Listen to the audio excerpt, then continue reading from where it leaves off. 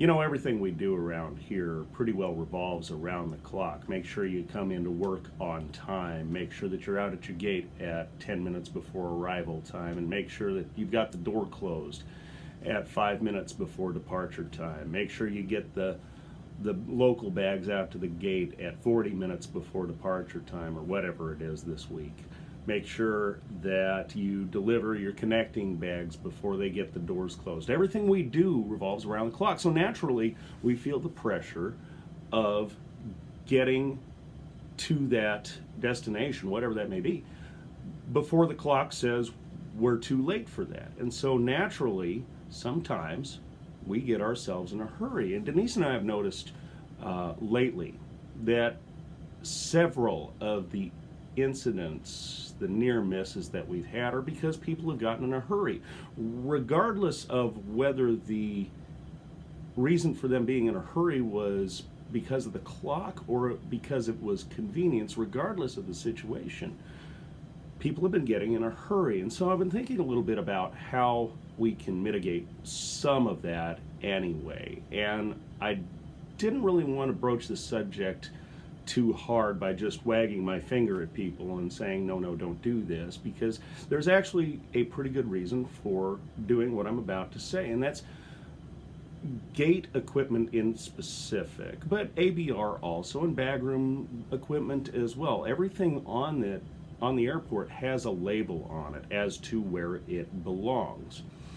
And I know that the company has been discussing cracking down on people using equipment for taxis and that sort of thing. And I honestly, that's their business. I'll let them deal with that. But one thing I was thinking about was when I go out to a gate on N1 first thing in the morning, and I'm trying to track down my equipment for whatever gate it is, I find myself getting in a hurry to find it, because Rover doesn't give me enough time at -10 to start with a fresh gate first thing in the morning, or even second flight, third flight of the day for originators, and there's no equipment there, and I have to go looking for it, and I don't have enough time to do that.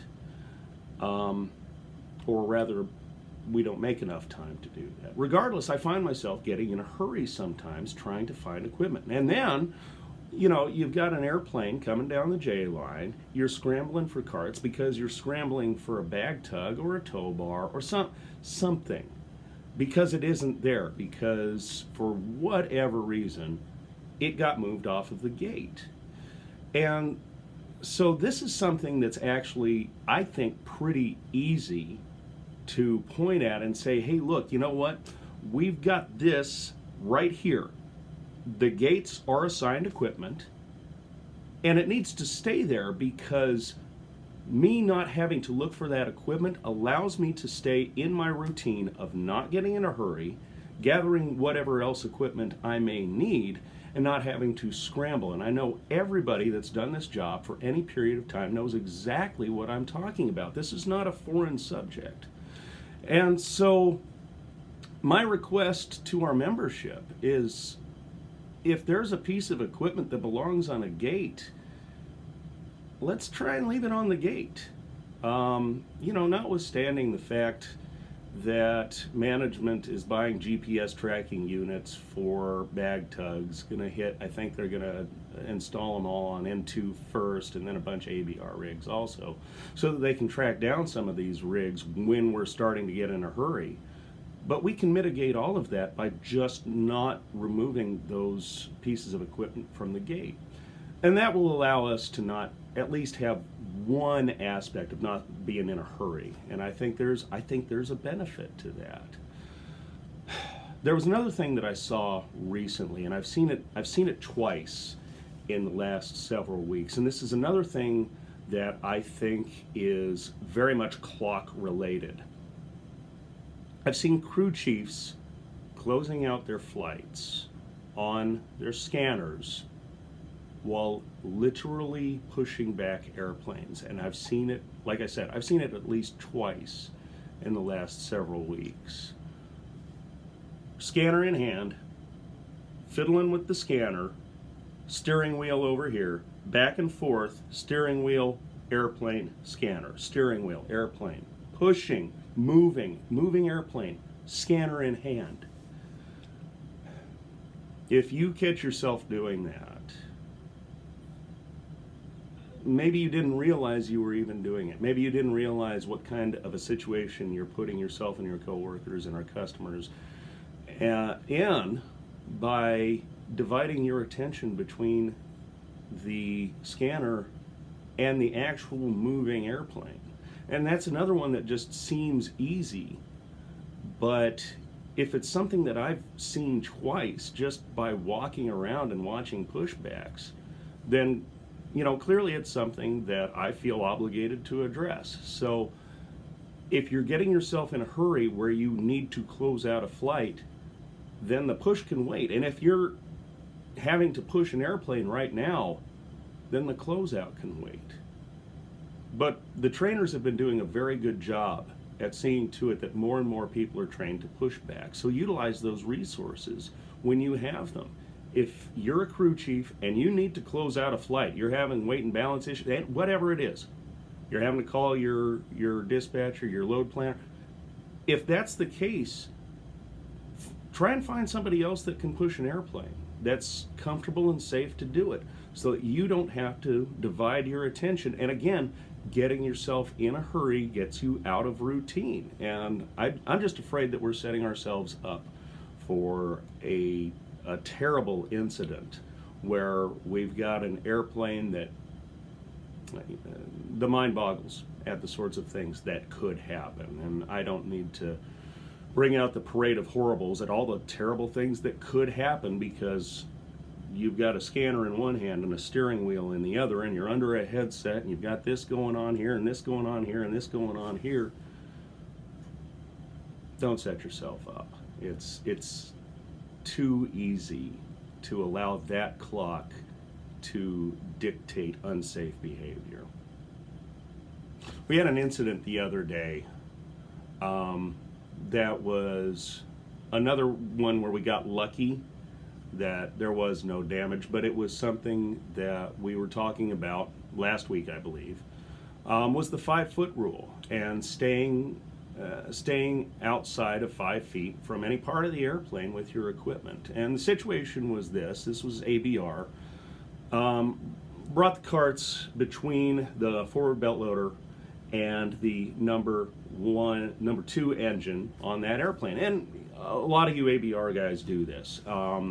And I'm not going to say you can't do it, because the book doesn't say you can't do that. But what the book does say, says stay 5 feet away. So in this scenario, the 5-foot rule was not observed by the runner, and the runner didn't drive up into the number 2 engine or anything like that. Did a pretty decent job of positioning the carts in such a manner by hand so that she could expedite her offload and do it relatively safely. Well, when she turned around and pulled the carts back, the top right corner of her cart came in contact with that number 2 engine, with the cowling, and it scuffed it up a little bit, it marked it up a little bit, but there was no damage ultimately.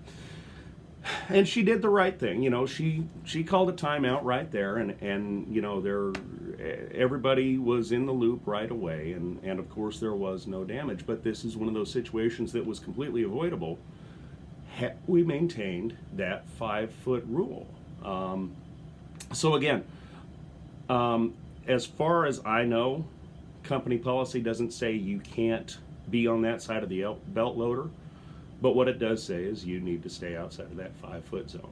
And had this runner been outside of that 5-foot zone and maintained outside of that 5-foot zone for the duration of her moving those carts, wouldn't have been in the situation that we're in right now, where we had a potential aircraft damage. Fortunately, it was a near miss. There was, like I said, there was a little scuff on the cowl, but no damage was done. And we can all go about our lives without having to worry about stuff like that. This afternoon, Denise and I will be meeting with members of management and from ground support equipment, GSE, to see what we can do about getting a hook or some other piece of hardware on the front of pushbacks for us to connect our headset cords. They should have a hook on them somewhere. A lot of people are having to, wrap those things around the steering column. We've clearly identified that as a safety issue. So this afternoon, Denise and I will be meeting again to see if we can figure out a solution to that problem. Also, GSAP cards, don't forget, these are available at the union office. And from a local lodge politics standpoint, I want to congratulate Marlon and Joe for stepping up into the grievance committee positions that will be vacated by Brian and Dan. Brian, Dan, thank you for all the hard work you guys have done. You guys have been an absolute amazing component to one of the most successful grievance committees I think I've ever seen. So it's very appreciated. Happy trails to the both of you. Good luck in your future endeavors. And Marlon, Joseph, best of luck to both of you. You're stepping into a very unique position, and I wish you the absolute most success. Denise and I will be continuing to serve on the safety committee for at least the next term beginning on July 1st.